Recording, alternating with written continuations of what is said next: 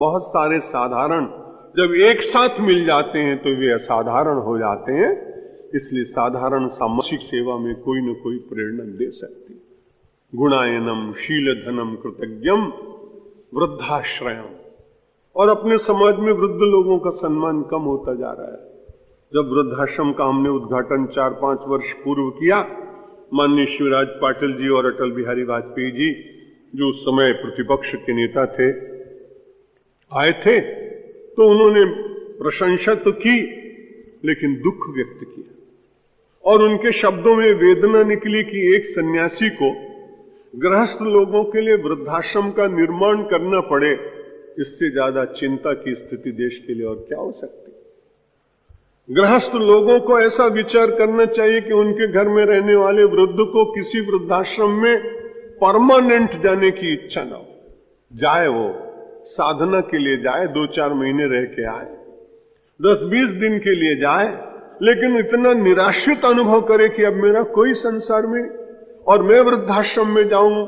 और देश के साधु महात्मा उन वृद्धाश्रमों का निर्माण करें गृहस्थ जनों के लिए, ये निश्चित रूप से बहुत अच्छी बात नहीं। इसलिए हमारे शास्त्रों ने कहा कि आप जिन जिन स्थानों पर रहते हैं उन वृद्धों की सेवा करें। वृद्ध केवल आयु से वृद्ध नहीं होते। एक किशोर व्यास जी महाराज हैं, बड़े अच्छे पंडित हैं, जिनकी कथा का उद्घाटन में परसों करने गया था।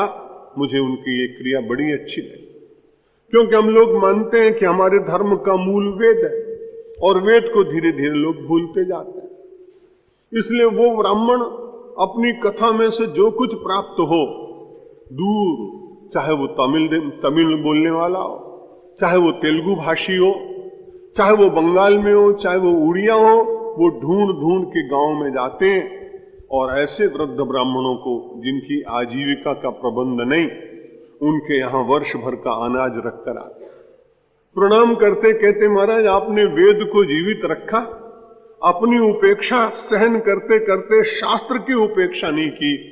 ऐसी आपके भीतर जो तपश्चर्या है, वृद्धाश्रयम, तो उन वृद्धों को बड़ी सेवा करते हैं, उनको बड़ा आनंद के साथ में प्रसन्न करने का प्रयत्न करते हैं। और मुझे ऐसा लगता है कि उन वेदज्ञ ब्राह्मणों के आशीर्वाद होंगे कि इतने 2-3 साल के उन्होंने ट्रस्ट बनाया, और इतनी त्वरा के साथ में इतनी संपत्ति किसी ट्रस्ट को मिली नहीं। 3 वर्ष के भीतर लगभग 1.5 करोड़ रुपए उनको लोगों ने इस सेवा के लिए दिए। न्यासी लोग बताते हैं कि इतने पत्र आते हैं कि हम लोग मना करते हैं कि अभी इस वर्ष नहीं, अगले वर्ष फिर आप देखेंगे।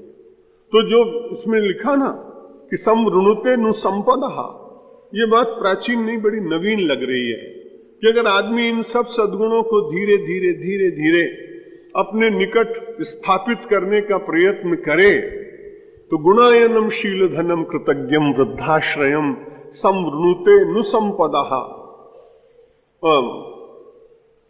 और उसके साथ में बड़ी अच्छी बात कही कि कुछ काम और भी होने चाहिए, राष्ट्रीय दृष्टि है। श्लोक बड़ा प्राचीन है, लेकिन प्रसीदताम ब्रह्मकुलम। ब्रह्मकुल का अर्थ मैं ब्राह्मण नहीं करता हूं।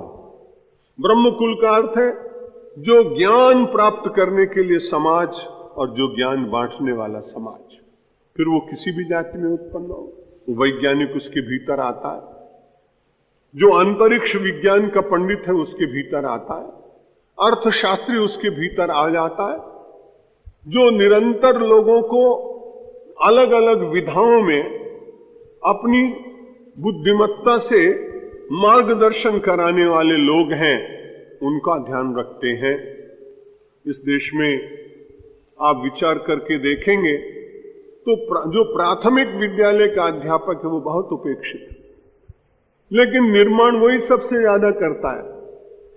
विश्वविद्यालय का प्राध्यापक सबसे अधिक वेतन प्राप्त करता है।